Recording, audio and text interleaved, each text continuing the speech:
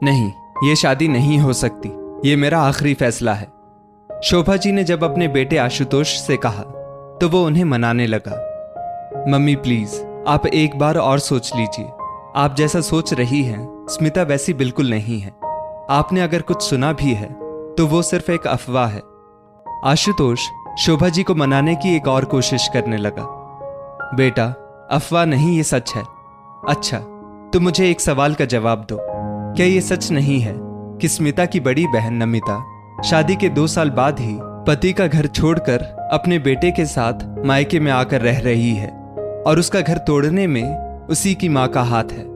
यदि छोटी बहन भी बड़ी बहन के नक्शे कदम पर चली तो तुम्हारा भविष्य क्या होगा?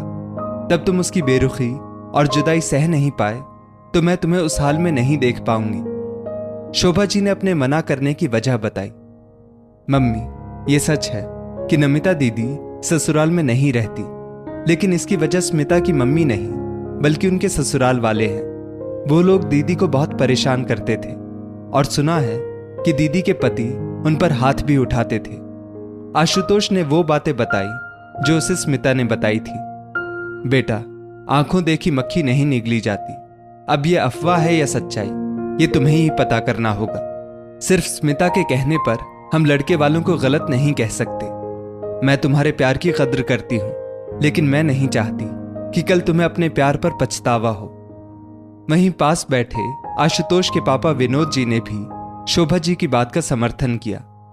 अपने मम्मी पापा की बात मानकर आशुतोष ने पता किया तो उसे सब सच पता चला। उसने स्मिता को कैफे में बुलाकर नमिता दीदी की शादीशुदा जिंदगी का सच जब सामने रखा तो स्मिता चुप हो गई। उसकी आंखों से आंसू निकल पड़े।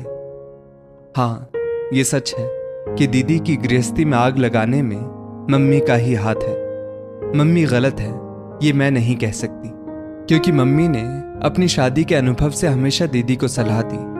मेरे पापा दादी और बुआ के साथ मिलकर मम्मी को बहुत सताते थे।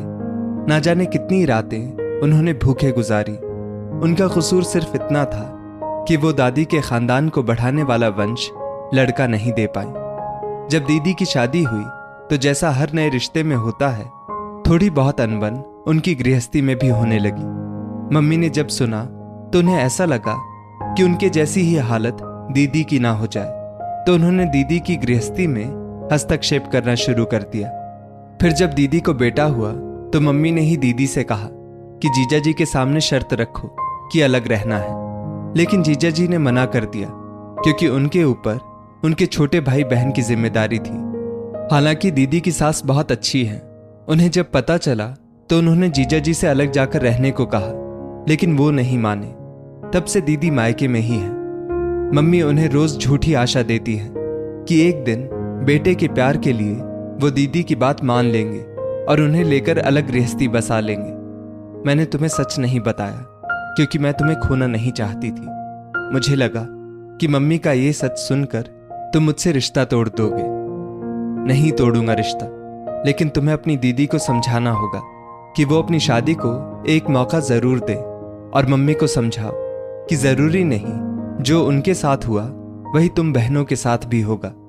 मैं मदद करूंगा तुम्हारी, ताकि तुम्हारी मम्मी का डर खत्म हो जाए और नमिता दीदी के ससुराल वालों से भी मिलने चलेंगे। जब तक तुम्हारे घर के उलझे रिश्ते के मांझे सुलझ नहीं जाते, हम शादी नहीं कर सकते। आशुतोष की बात सुनकर स्मिता ने भी वादा किया कि वो रिश्तों को सुलझा कर रहेगी। दोनों ने मिलकर उलझे रिश्तों के मांझे को सुलझाने के लिए स्मिता के बहन बहनों की आपस में सुलह करवाई और उनकी गलतफहमी दूर की और मां को समझाया दुनिया में हर इंसान एक जैसा नहीं होता। सब रिश्ते सुलझने के बाद शोभा जी ने स्मिता को अपने घर की बहू स्वीकार कर लिया। आशुतोष और स्मिता के प्यार की जीत हुई। दोस्तों, इस स्टोरी को लेकर आपकी क्या राय है, नीचे कमेंट करके जरूर बताइएगा और ऐसी ही और भी बेहतरीन वीडियोस के लिए हमारा पेज जरूर फॉलो करें। धन्यवाद।